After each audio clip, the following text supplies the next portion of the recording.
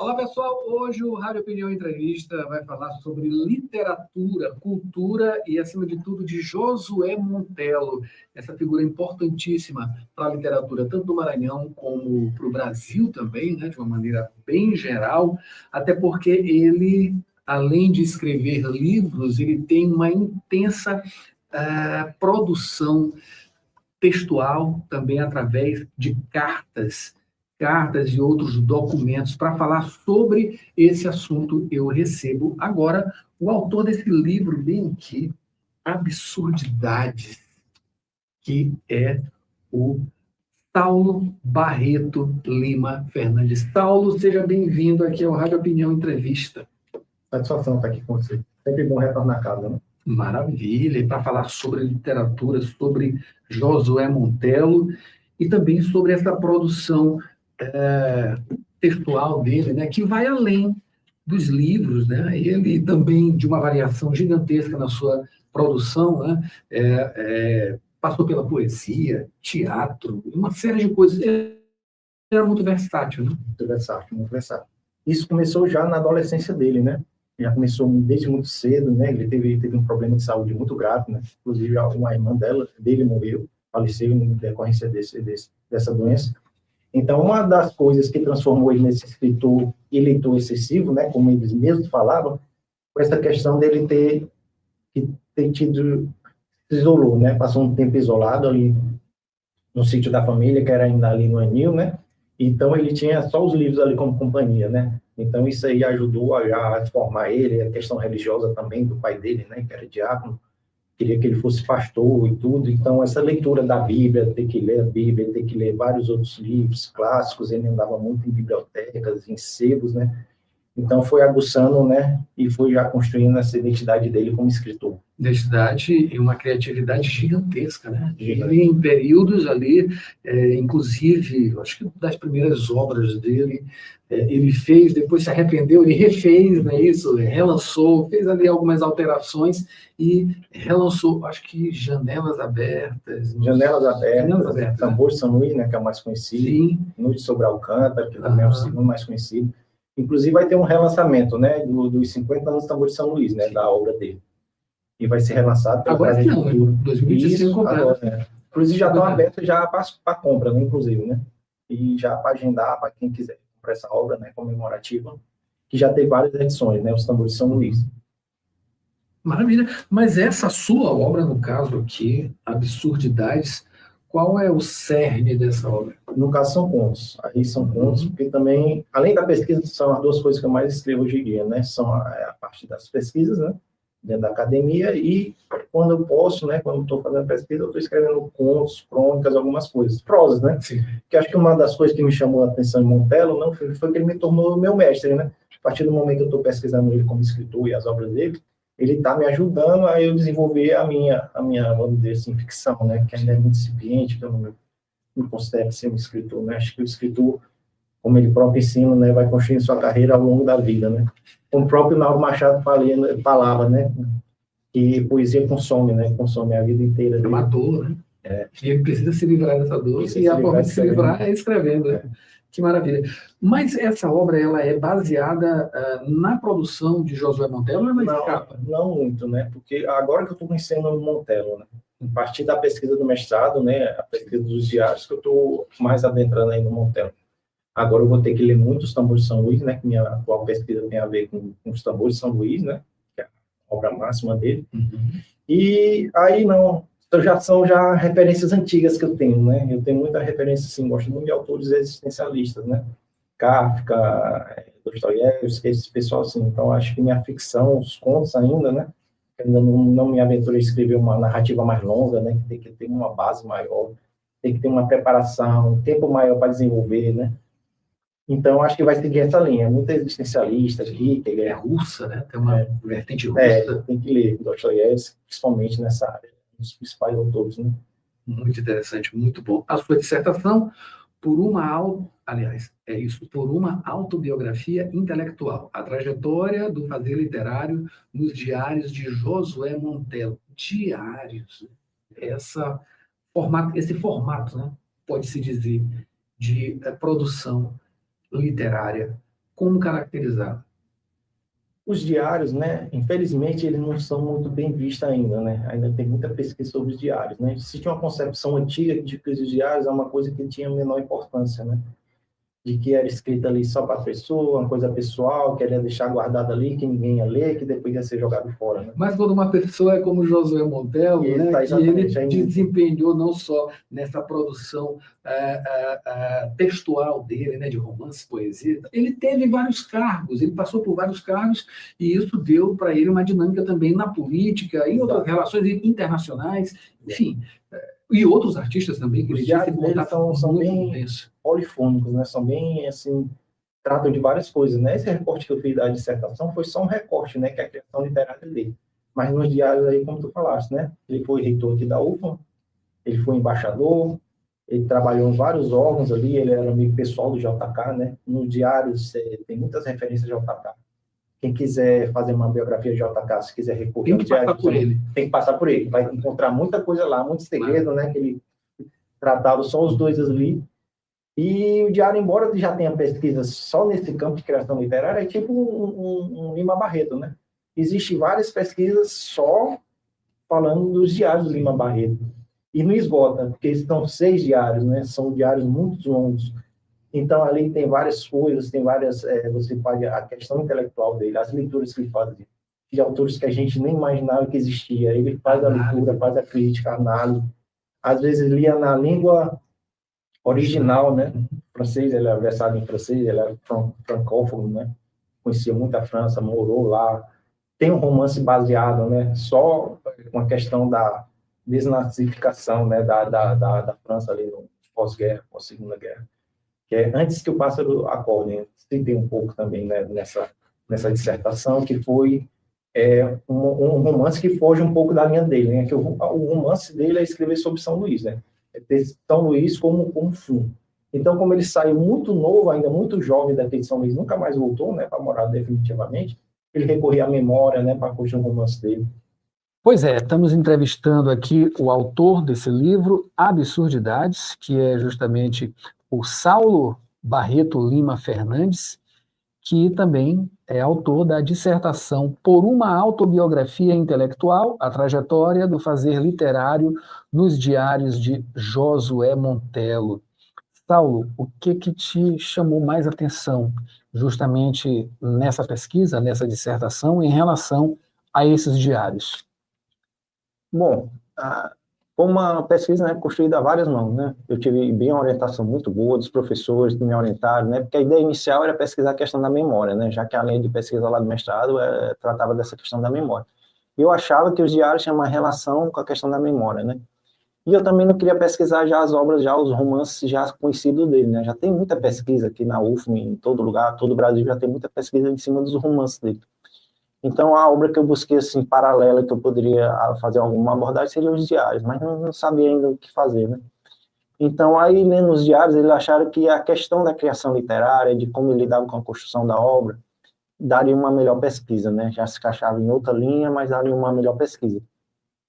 Então, os diários dele, tem muito ali, embora já tenha outras pesquisas, eu tenha, assim, entre aspas, esgotado a questão da criação literária, a gente ficou muita coisa de fora, né?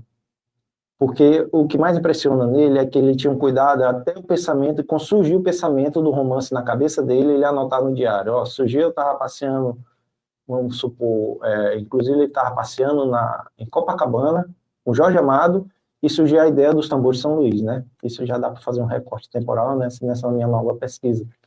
Então, e não é só isso. Então, ele já começar. Eu vou começar a escrever aqui no papel. Primeiro capítulo, segundo capítulo, essa parte eu não gostei, essa parte aqui eu vou retirar. Fundamentações, eu tirei esse personagem de tal figura histórica lá de São Luís Maranhão. Ambientação geográfica, questões históricas. Então, tudo com relação àquele romance que está ali abarcado entre o período da construção do diário dele, ele já começou o diário dele, já tinha escrito um romance antes, então ele já era um romancista, já estava entrando na fase madura dele como romancista. O primeiro romance dele, ele já fez Janelas Fechadas, né? Fez com 24 anos, ele não tinha iniciado o diários ainda. Eu acho que tanto de ler os diários, os escritores, de buscar, né, a importância dos diários, né? Ele leu diários de Virginia Woolf, Thomas Mann, Então, acho que a partir dali foi despertando nele também, eu posso ser um diarista, que pode ser um tesouro aqui para a minha criação literária. Então, foi o que a banca viu, que a banca me deu como sugestão, e eu abracei, e para mim foi maravilhoso, porque eu descobri essa nova faceta e comecei a fazer uma viagem, né, nos romances dele, de como ele criava todos esses romances. Maravilha. O fato de ele inserir dentro dessa produção dele, acho que muito provavelmente nesses diários deve conter coisas também, fatos históricos, né?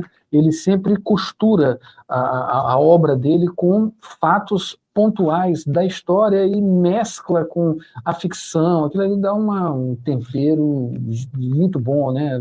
Gostoso de ler, né? Porque a gente tem hora que a gente não sabe o que é ou não realidade, o que é ou não ficção, enfim, dá um tempero muito bacana. Isso está inserido também nos diários, ele insere outros elementos, né? Essa aqui é a pergunta, ele insere outros elementos ali que sejam, digamos assim, que saltam aos olhos nesses diários?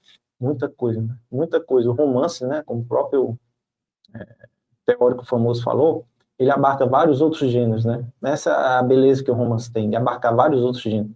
Além da confecção, né, da produção, que é uma coisa totalmente hercúlea, né, que se chama, aquilo ali ela tem a capacidade de abarcar vários outros gêneros, né, já que o romance, né, é um resultado da epopeia, né, que era escrito em versos, então o romance, né, depois de um tempo, de um século, ele foi escrito em prosa, né, e isso acabou chegando já à população, né.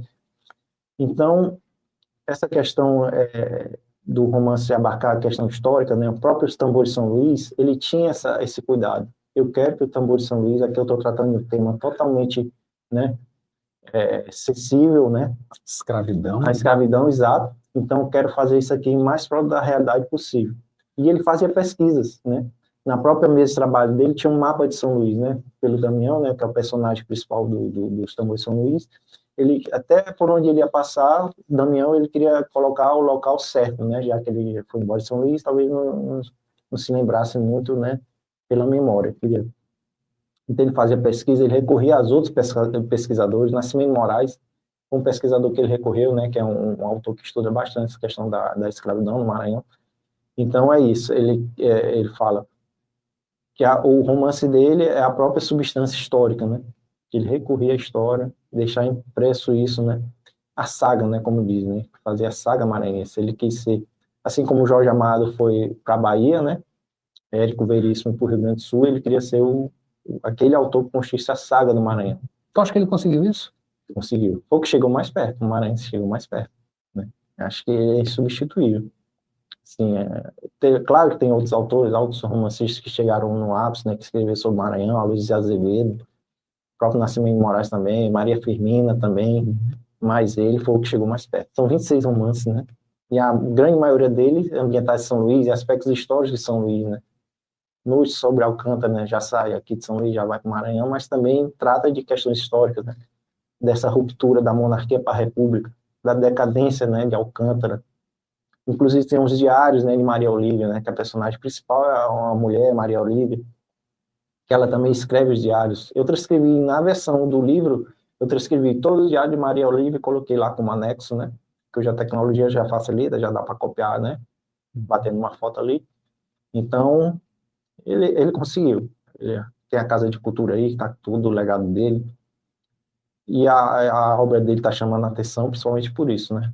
Por essa questão da maranhensidade. Inclusive, tem um trabalho monográfico aqui, acho que a estudante é Samira, não me engano, é do curso de turismo.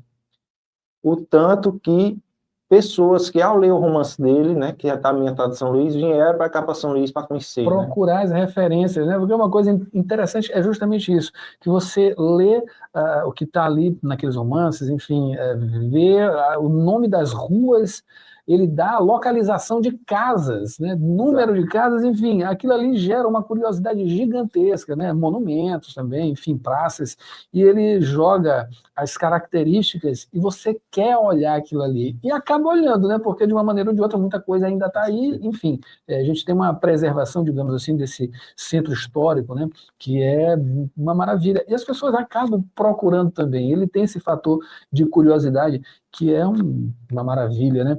Bom, para a gente finalizar, Saulo, A continuidade dessa sua pesquisa, como é que você está concebendo isso? Vai dar continuidade? Vai passar para outro patamar? Enfim, como é que vai ser? Tem a ver, né? Aí, como eu já consegui, né, a aprovação para o doutorado, iniciou essa semana o doutorado, também na UEMA, né?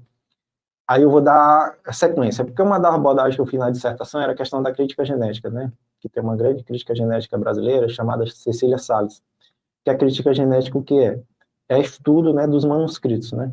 E então, já que a gente tem a Casa de Cultura de José Monteiro, que tem todo o acervo dele, todo o patrimônio, o legado dele, né, documental, ali você tem os manuscritos dos tambores de São Luís, você tem o datiloscrito, né, que o datiloscrito é aquele escrito na máquina e com as correções do autor, e buscar outros documentos de processo, né, como se fala, para fazer essa juntada, né, que é o dossiê genético.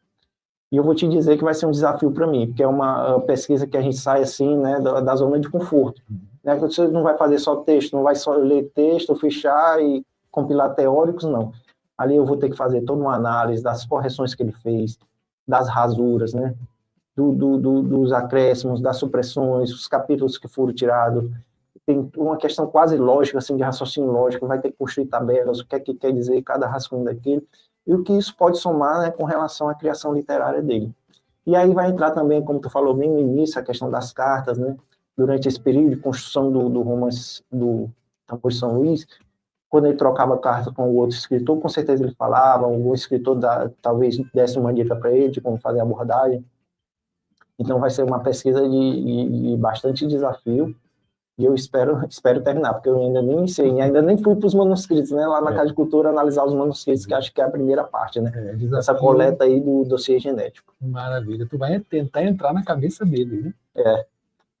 Maravilha, a gente vai acompanhar, claro, a gente quer acompanhar e quer te receber novamente aqui, futuramente, para falar justamente sobre a continuidade desse trabalho. Eu acabei de conversar aqui com o Saulo Barreto, autor aqui de Absurdidades, né, livrinho bacana, vou ler com certeza, e falou também sobre a dissertação dele, intitulada Por uma autobiografia intelectual, a trajetória do fazer literário nos diários de Josué Montello. Saulo, muito obrigado pela sua presença e informações aqui. Boa sorte nessas iniciativas. Espero você mais uma vez para trazer esses assuntos.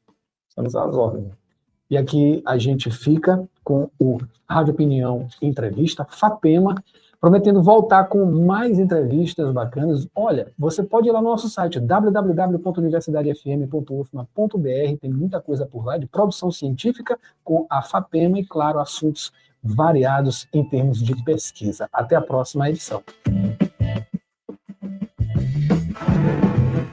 Esse foi o Jornal Rádio Universidade desta terça-feira, uma produção do Núcleo de Jornalismo da 106. Mayra Nogueira fica agora com vocês. Sessão das 8, não é isso, Mayra? Isso aí, Adalberto Júnior, vem aí, Sessão das 8, com uma programação com as melhores nacionais, nesta terça-feira. E a gente volta amanhã com mais Jornal Rádio Universidade. Até amanhã. Até lá, então.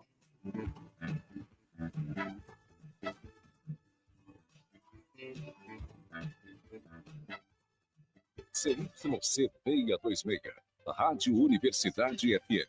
106,9 MHz. Cidade Universitária Dom Delgado. Uma emissora da Universidade Federal do Maranhão e Fundação Souza Andrade. Acompanhe-nos em www.universidadefm.ufma.br e no aplicativo da 106, disponível para Android e iOS.